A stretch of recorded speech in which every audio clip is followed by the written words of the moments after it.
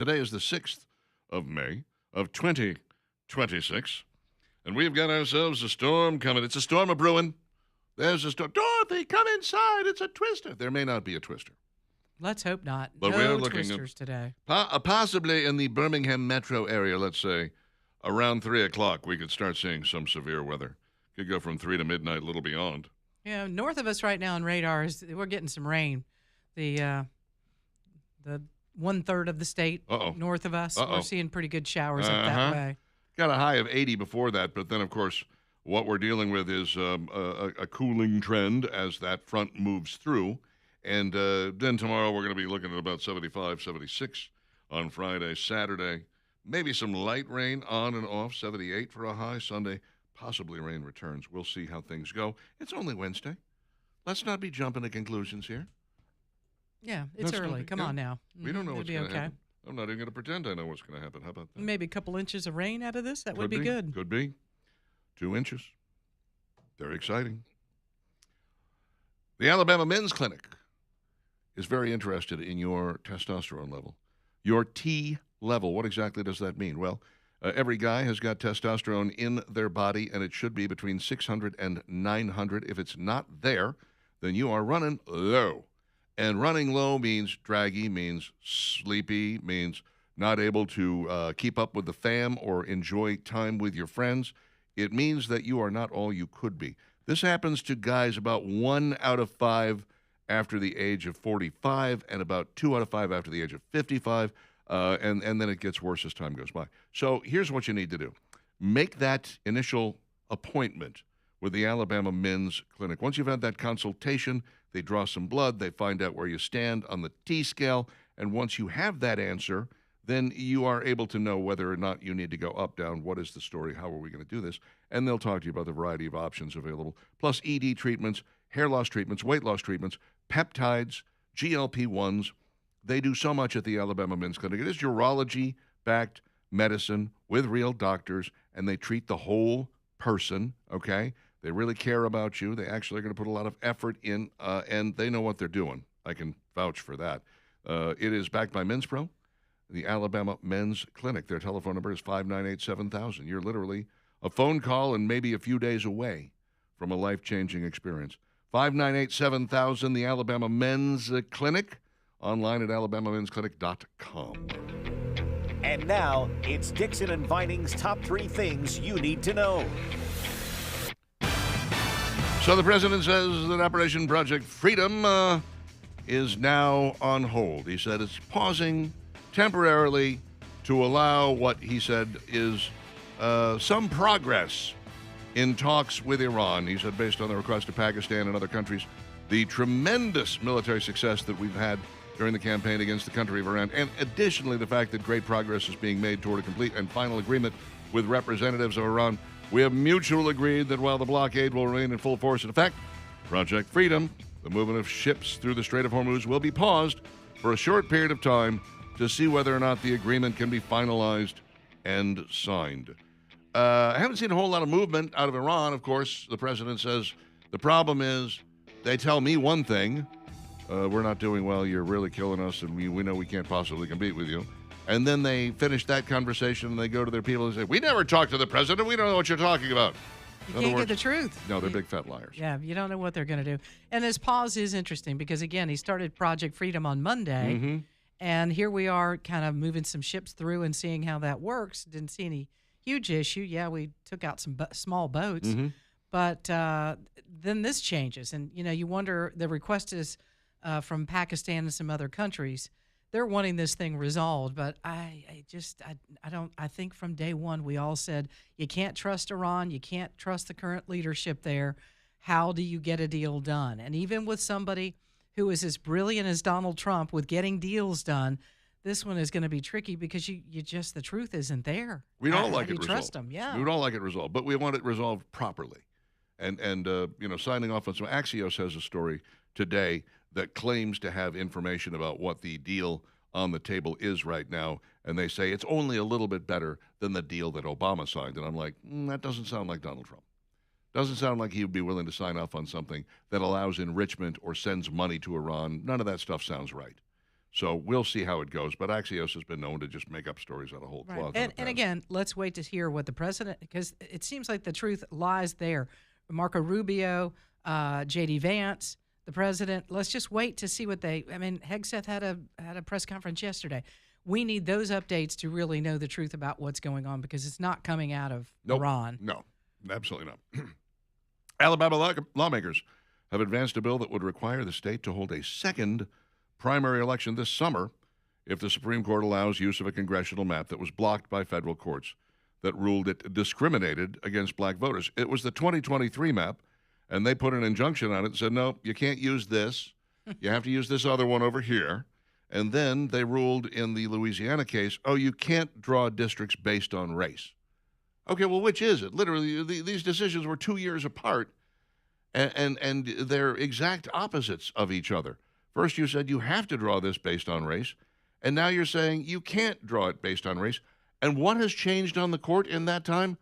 Not a damn thing. I know, which is just so wild. When that Supreme Court ruling came down, we were like, wait a minute, we got to look at what they just did with Louisiana, because they told us something different. And Attorney General Steve Marshall has jumped all in this and, moving some of this through to see what they say. In the meantime, here in Alabama, we're preparing, because if you look at the two, the Supreme Court should come back, or a federal court, issues that order and vacates it. We should be in the same playground as Louisiana with the redistricting, and Absolutely. So we're just preparing right now for that, and that's why we're doing this special session. It's a little bizarre that we're having to do this, but here we are. We're fighting this battle. We're going to be fighting this battle for several months now, because the Supreme Court moves at its own pace. It's not going to suddenly jump on it and go like, oh, you know what? Here's what we're going to do. So what they're saying is we're going to go forward with the primaries we have now, and then have a second primary that would supersede this primary if they rule on it. If they rule on it. Or when they rule on it, really. Goodness. The U.S. hiring rate jumped to 3.5% in March of 2026, marking its highest level in nearly 2 years and a significant rebound from February's 3.1, the lowest rate since 2020. Total hires increased to 5.55 million, driven by gains in transportation, warehousing, utilities, and professional services. It's funny because people think that, it's always like, well, how many jobs were created? How many jobs do we have out there that aren't filled? That's what you need to be concerned about. And so when you look at the hiring rate in 1 month, 5.55 million people were hired in the month of March. That's a lot of hiring, okay? And they were hired into jobs that already existed. What was the difference maker? Why were they not hired in February? Why were they hired in March? Who knows? Maybe benefits changed. Maybe people's circumstances changed. Maybe they said, the price of gas is going up. I better go ahead and take any job I can find. I don't know. Maybe they raised their, raised the salary on the job. Don't know. We know that layoffs increased to 1.9 million, taking up slightly from 1.7 million. So in other words, you take the 5.55 million, you subtract the 1.9 million, you have how many new hires there were and how many more people there are working today than there were in February of this year. And turns out to be a pretty good total. Yeah, that's positive. Don't expect CNN to report on this. No, they're not going to touch it. No. Anything good news related to Donald Trump and this administration, no interest. You're likely not to hear it there. No interest at all. I have good news for you and your furniture buying. Flipsy's Furniture is at 1811 Crestwood Boulevard in Irondale. That store is the sort of all-around store, the one that you can use to buy any kind of furniture in the world, really. I mean, when you think about it, if you're looking for something that is going to be mid-century modern, they've got it. If you're looking for something that is going to work with an historic home, they have got it. If you're looking for something that is going to work with a home you are building even as we speak, they have got it. This is what they do at Flipsy's Furniture. They make sure they carry a wide variety, living rooms, bedrooms, dining rooms, wall hangings, lamps, ceiling hanging lights. I mean, you name it. They've got it all. Plus, there's more in the basement, by the way, area rugs, you name it. They also have a Hoover-centric store in Hoover that is next to 2nd and Charles on Highway 31. Both stores offer white glove delivery, which is worth the little extra money that you're going to pay for it. Believe me, get it. You will not regret it. And they also offer 12 months same as cash. It's designer furniture at wholesale prices. When I say designer furniture, I mean you're going to recognize the names when you go in there. And if you want to shop around and look elsewhere before you go there, knock yourself out. But don't put money down on anything until you've been to Flipsy's Furniture and you've compared the prices. Flipsy'sFurniture.com, online, Flipsy'sFurniture.com. 2 locations, next to 2nd and Charles on Highway 31 in Hoover, and 1811 Crestwood Boulevard, 28,000 square feet of showroom right there in beautiful Irondale.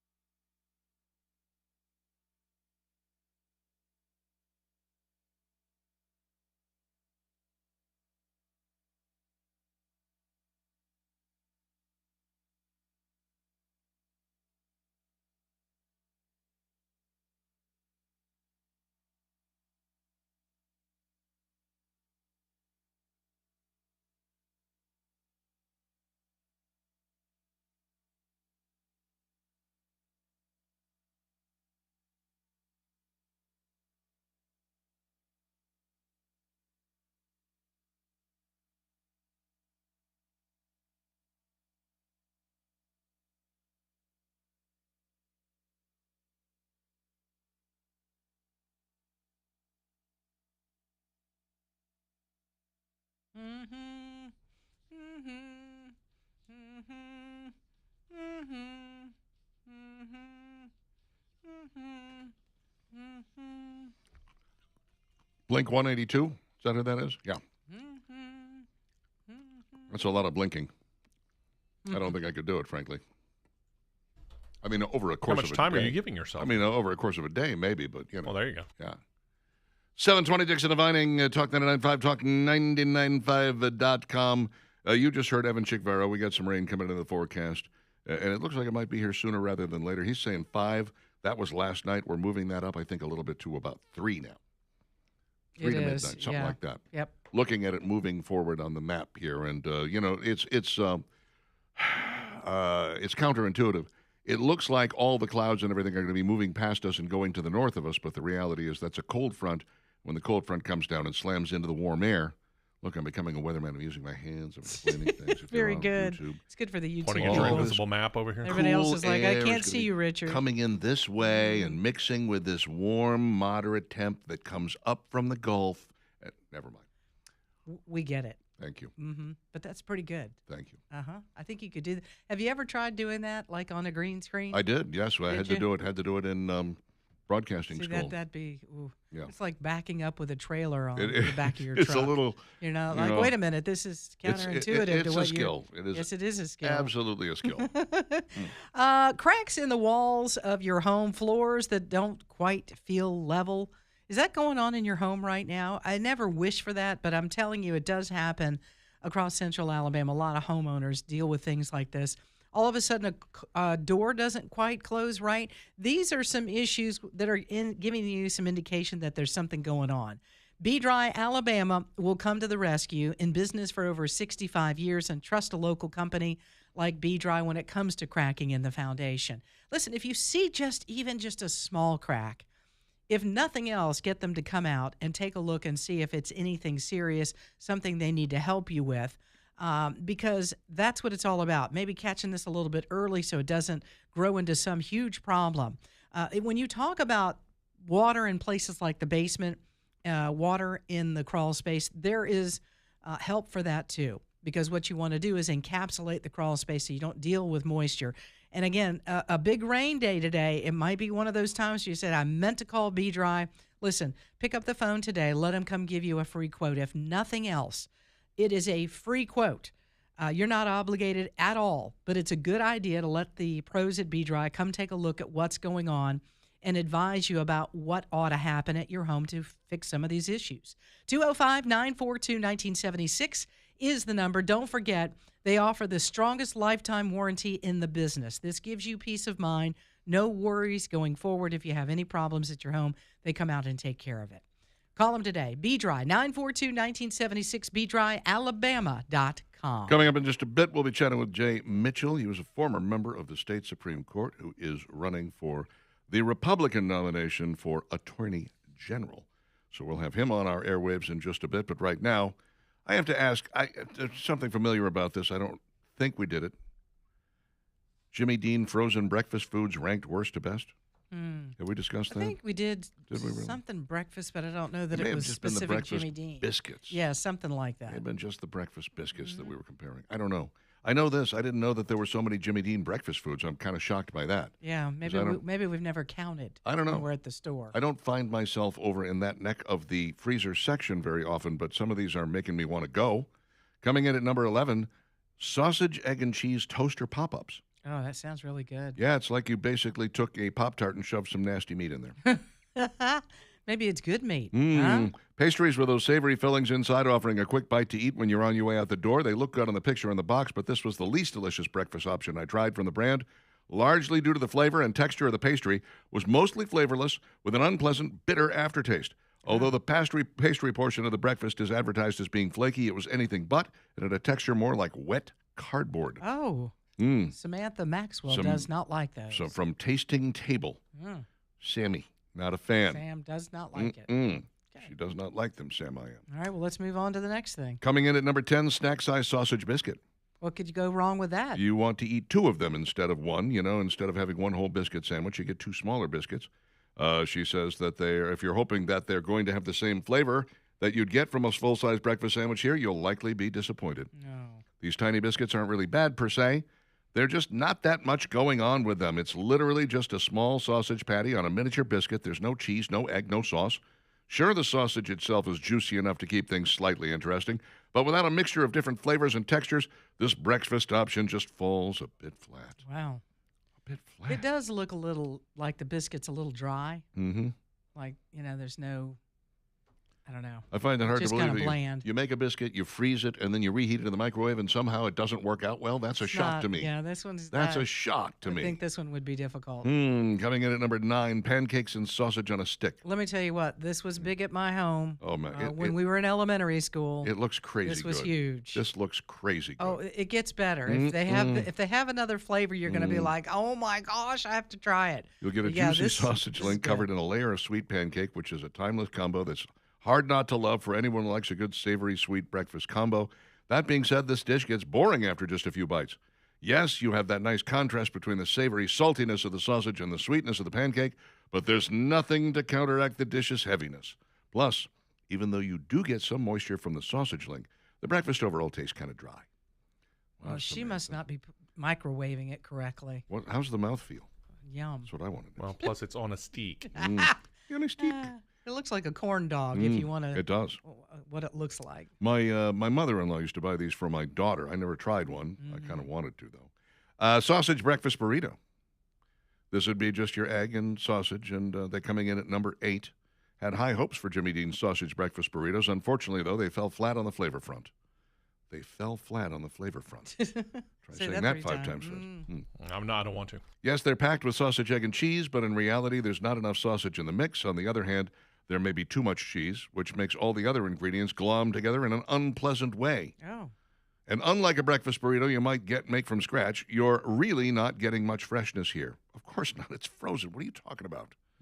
Samantha. Leave Sammy. freshness out of it, Sammy right? Maxwell. Is any of it fresh? No, you're trading freshness for convenience. I think she's using AI to describe again. How about AI a sausage doesn't and know. gravy bowl coming in at number 7? Oh, yes. Sausage and gravy breakfast bowl. Interesting. Nothing quite like a bowl full of hash browns, eggs, and sausage. The fact that the sausage and gravy breakfast bowl from Jimmy Dean's also contains rich, creamy gravy intrigued me. It's one of the best breakfast condiments, so I figured it would really shine in the dish. Unfortunately, though, this breakfast bowl fell flat. She loves to say things fell flat. Have you noticed that? Yeah, I have. This is number 7. We're closing in on the top 5, and Now, she's all that gravy at some doesn't have point much you flavor. Right, you got to start turning it to Yeah. a more positive. Let's go, Samantha. Eggs included in the dish tasted far from fresh. The hash browns ended up sad and soggy instead of reaching the crispy texture you're probably looking for. Blah, blah, blah, blah, blah, blah, blah. Number 6, bacon breakfast bowl. Looks like she says the same thing about it. Pretty much the same story. Egg, cheese, and bacon biscuit at number 5. Well, With all the meat, cheese, eggs, and bread, don't exactly make for an interesting flavor contrast. This is a standard breakfast sampling of a breakfast sandwich. What is wrong with you? For these store-bought frozen breakfast sandwiches to reach the height of their deliciousness, you might want to add a few ingredients to the mix. You might want to think about different ways to elevate your frozen breakfast sandwich, like using other flavorful condiments to add an extra layer of interest to the sandwich. Even if you eat it all on its own, though, you shouldn't be disappointed. Okay, it didn't fall flat for a change, Samantha. Thanks, Samantha. Sausage, egg, and cheese biscuit roll-up. Ah, This is basically a Burrito? What kind a of- burrito, but with a biscuit instead of a it's a tortilla. weird outside breading. I don't know what that is. Eating in this Biscuit form is roll-up. much more fun than the average breakfast sandwich. Plus, it makes eating breakfast on the go so much easier. Alrighty, You don't even need a lunch buddy. that's number Rank 4. it There highly you go. because of convenience. Number 3, Delight's egg white turkey sausage and cheese croissant. I think we now know a I've- thing or two about Samantha. I've had this, and this is not bad. This Not is bad? pretty good. Is it number 3 though? Okay, Probably not. I might change my mind here. Meat lovers stuffed hash browns. Oh, Hello. Sounds pretty good. Yeah. I mean, if it's the basically, right kind of hash it's brown. a hash though. brown casing with meat and cheese inside of it.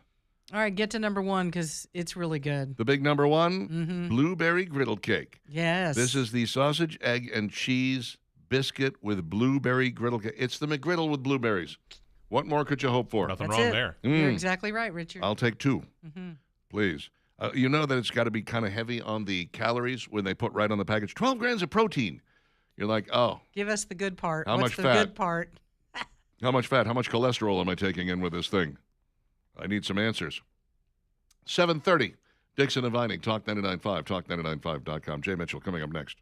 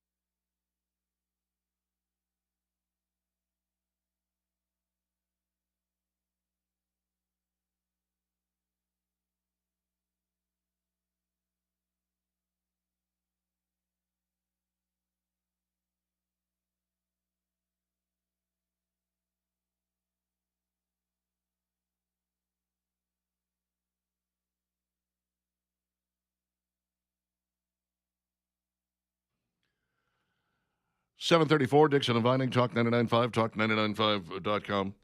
I want to know how that recording session went. They had just like a cappella vocals and stuff. We need something behind that. It is funny to think about. No Hey, idea. how about we try this? What are you on, drugs? Yeah, they might have been. Look at this. Who knows? Million seller. Parrot Structural Services, parrotss.com, 668-2626. If you are looking to get your foundation back on the up and up, these are the guys you need to be talking to. Parrot Structural Services has been in the business for a good long while. 50 years of experience for the top dog, Mike, and they will take good care of you. Plus, of course, they always say get a structural engineer to double check behind them because they'll give you a free estimate and a free diagnosis. But they say, look, go pay a structural engineer, back us up, make sure that what we're telling you is true. We know what we're telling you is true. We want to make sure you know that what we're telling you is true, and that's exactly the service that you get from Parrot Structural. 668-2626. Parrot Structural Services, they're licensed, bonded, insured, and E-Verify compliant. Joining us now live and in person in the studio is Jay Mitchell, a Republican who is going for the nomination for Attorney General. He really went out there on a limb, had a great job, was an Alabama State Supreme Court justice. He had the robe, he had the gavel, he had everything. It was all going his way. And he threw it away to run for Attorney General. No regrets, I assume? No regrets. Excellent. It's going great. Okay. Great to be with you, Richard and Valerie. Yeah. Thank y'all Nice for to have having you. me. Thank you very much for coming in. We appreciate it. Appreciate you coming. What was it that made you? Because I mean, there's a case, and I don't think of things so much as a hierarchy, especially when you think all three of the branches are equal. The judicial branch, which you were in, and the Attorney General, still kind of in the judicial branch when you think about it, but really underneath the executive branch. And then, obviously you got the legislature. What is it that made you say, this job that I'm doing right here, it's not as important. I want to go for the Attorney General job. This is where my heart is. What is it that drove you that way? Well, I feel called to it. I loved being a judge on the state Supreme Court, handling the biggest, toughest, most complex criminal and civil cases that we have in Alabama. Loved working with my colleagues, loved working with my law clerks. These are sharp young people who come out of law school and work with me for a year. Justice Clarence Thomas chose 3 of my law clerks to come and clerk for him on the U.S. Supreme Court in Washington. So I think that's a testament to the quality of legal work we were doing there in my chambers. But I'll tell you what really shifted it for me was seeing President Trump get reelected in 2024. I went up to Washington in January of last year for the swearing in and was up there with my friends from Alabama. And I'll just tell you, I was really fired up in that moment.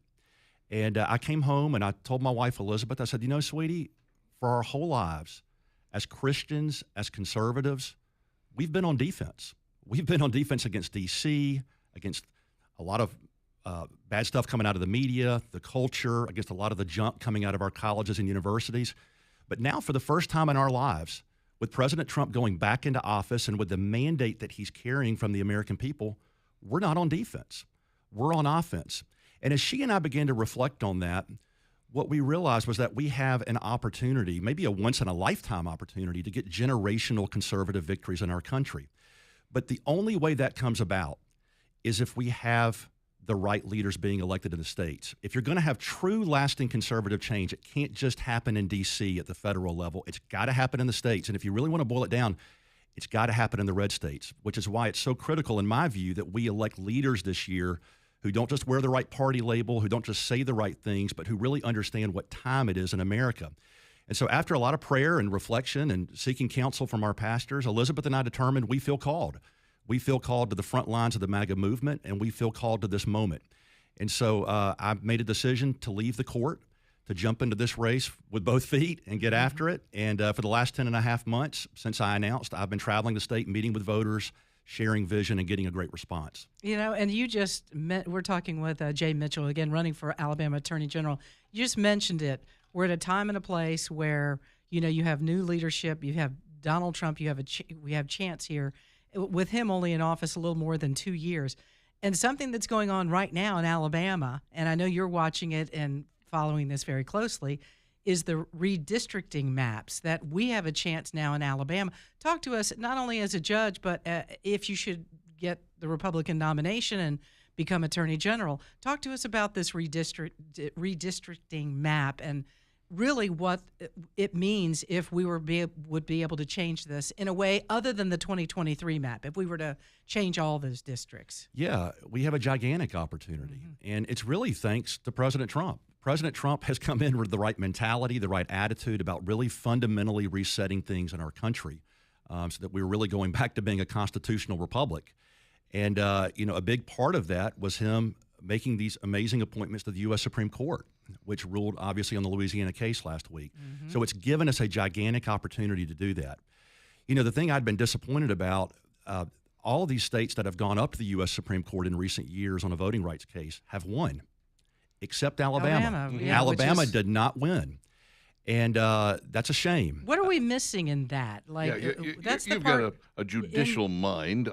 Let's pick it while he's here. Yeah, because we were just discussing this earlier. 2 years ago, we got a Supreme Court ruling that's almost the exact opposite of the one that we just got. They said we have to take race into account. We need a second minority district. And now they come back and they go, nah, just kidding. Well, Justice Alito, who wrote the majority opinion in the decision out of Louisiana last week, talked about that. And what he pointed out, if people want to go read the opinion, is that Alabama didn't make the right arguments. They didn't make the partisanship arguments that ultimately allowed Louisiana to prevail here. So we have an opportunity. We lost a congressional district because our current AG and his office didn't get it done. But we now have an opportunity to come in and rectify that because of the Louisiana case. And I'm encouraged that the governor called the legislature back into special session. My hope is that we will be able to draw a map in Alabama that's as conservative as Alabama is. And that if we do that, that will enable 7 House Republicans to go to Washington. President Trump needs all the help he can get up there. It's amazing what's going on right now. California, Illinois, they're at war. They're taking out Republican congressional districts there. And you even see in Virginia a few weeks ago, that's a purple state. They're trying to turn these purple states into part of the blue wall. We can't sit back and be passive and be low energy and allow that to happen. We need to push forward.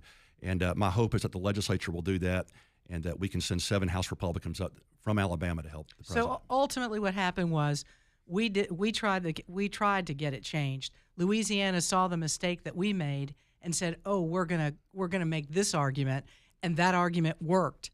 And so it should have been the argument we had, but they learned from that, and then that's why the Supreme Court ruled on it the way that they did. Yeah, Louisiana made the right argument, and as Justice Alito pointed out last week, Alabama could have made that argument, but we didn't. We didn't make it. That makes sense. Let's talk about the SPLC, which, of course, came under fire from the Department of Justice. Now they're claiming that somebody lied. Oh, one of these FBI agents lied, and that there's some big loophole or some big problem. Look, I trust the SPLC about as far as I can throw them.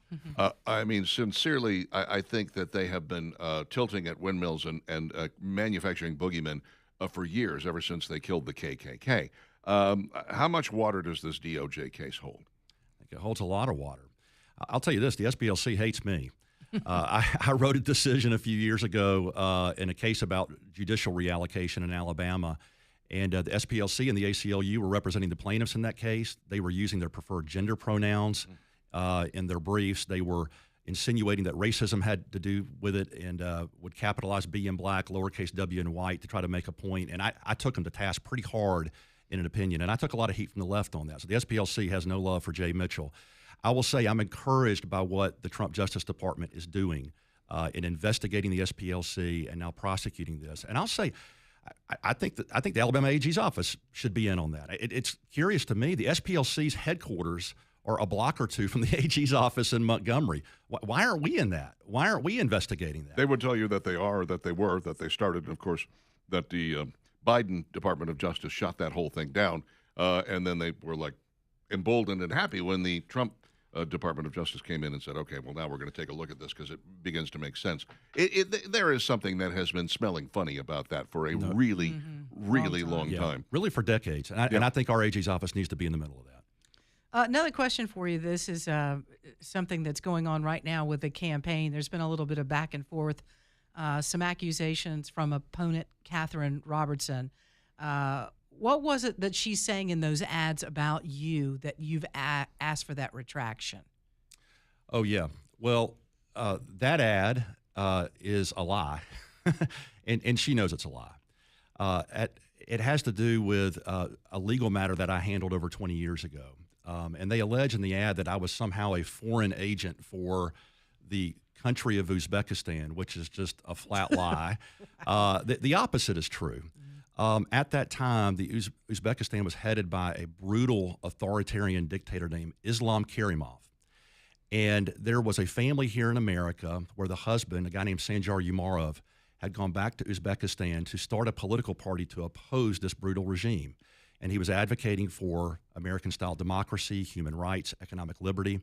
That brutal dictator plucked him up off the street, threw him in prison, no due process. They beat him within an inch of his life, pumped him full of psychotropic drugs.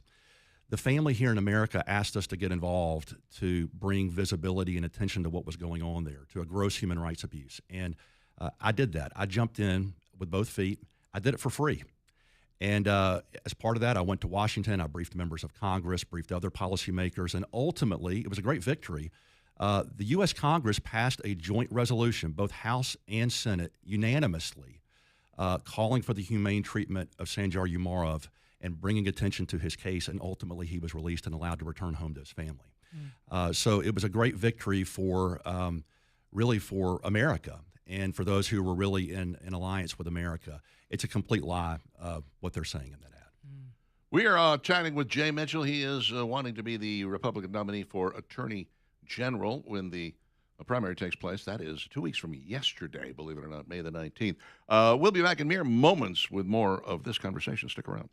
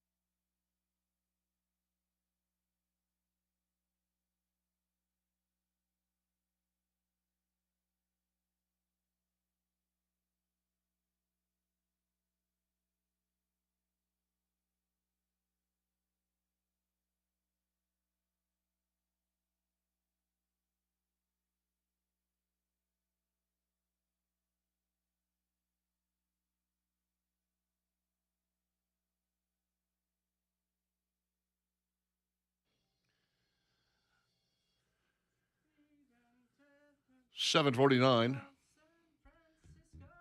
Dixon and Vining, Talk 99.5, talk995.com. Thanks for hanging out with us on this, what is going to eventually be a rainy Wednesday. It looks like about 3 o'clock. I know Evan Chickfair just told you 5. He's a liar. You can't trust a word he says. It's moving around a little bit. Yeah, this is just what, that's the news that we had last night, okay? So things have changed, obviously, overnight.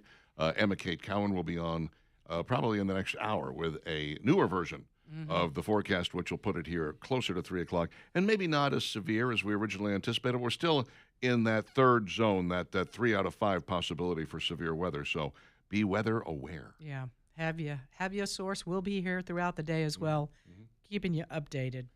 It is 7:50. We're chatting with Jay Mitchell, who would be the Republican nominee for Attorney General. I don't know what the situation is if Donald Trump has endorsed anybody in this race. Do you know? Are you the man? What's the story? He's not made an endorsement. Okay. In the race. All right. Probably not that excited about Attorney General jobs, or maybe he just looks at all three and goes, whoever, whatever, whoever gets it, that's fine with me. We don't really care. If you had your druthers, who would you? Well, I'm trying to figure out the best possible way to phrase this. Why don't you ask a question while I think it over? Well, here's what I was going to say. Who's taller, Luther Strange or you, Jay? Because if you end up getting the nomination and winning as Attorney General, we're going to have another tall Attorney General. And there's a reason for that. You played basketball locally, and you're a sports guy. Give us a little background on that for people that maybe don't know about that. Yeah. Luther's taller than me. Is he taller? By a little bit. I'm 6'7", and whenever I say that, the Gen Z kids do the meme with the hands and all that. You got to be. That's not been cool a long time ago, Jay. It's over now. Maybe 6'7.5". That's right. But I played basketball in college at Birmingham Southern. Rest in peace. Sadly, no longer there. I remember Birmingham Southern. I was a walk-on basketball player there in the 90s.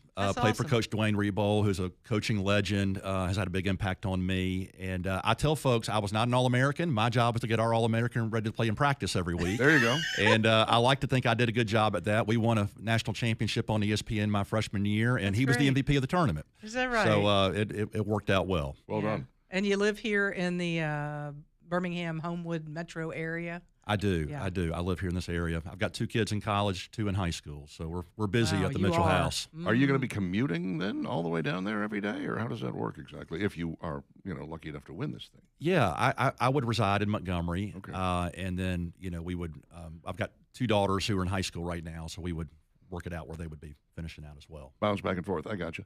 Okay, so I was going to ask you, if you had your druthers, who would you like to see as, say, for instance, lieutenant governor? I mean, do you have a? Are you looking at anybody in any of these races and going like, boy, I hope Tommy Tuberville wins? Yeah, I have friends in all these races. When you're out campaigning statewide, you're just sort of crisscrossing with each other, and you build friendships along the way. And so we're fortunate in the Republican Party. We have excellent candidates in all these different races. I think it's very clear Coach Tuberville is going to be our next governor, and I'm very much in favor of that. He's going to do a great job in Montgomery, and I'm a big fan of Coach and a big fan of what he's going to be bringing to the table. Mm-hmm. Do you have any favorites in any other races, or are you afraid to even mention it because you're like, wait, what if someone was going to vote for me but they hate that guy? Now you've messed it up. I don't want to screw Richard, this up. don't mess it up. I'm going to stay in my lane, Richard. Okay. I'm going to stay in my lane. Probably a good idea. Talk to us a little too. This is big on a lot of Alabamians' minds for a bunch of different reasons, and there's pros and cons to it. Talk to us about maybe getting a clean lottery bill, because again, it seems like every session we go through, it's like, oh, there's a lottery bill, and then it's like, nope, we're not voting on. We're not even going to take that up, and then there it goes away again until the next legislative session. What are your thoughts on it? Well, I've been clear and unequivocal in the campaign. I'm not in favor of gambling or gambling expansion, and candidly, what I get concerned about is having casinos up and down our state. I was just in Baldwin County for a few days last week, and if we had casinos on the coastline down there, it would transform it down there. And in my view, not in a good way. I think about Birmingham. I mean, we've had record levels of crime and homelessness in Birmingham in recent years. Dropping a casino in the middle of that, I think, would be troubling. The question about a clean lottery bill, there's debate about whether there is such a thing. Yeah. And I think that would be something that the legislature would have to wrestle with about whether that's even achievable or not. I do think if it went to the people of Alabama on a proposed constitutional amendment, that probably passes, and probably passes pretty overwhelmingly. But, you know, my view running for Attorney General is I'm going to enforce the law.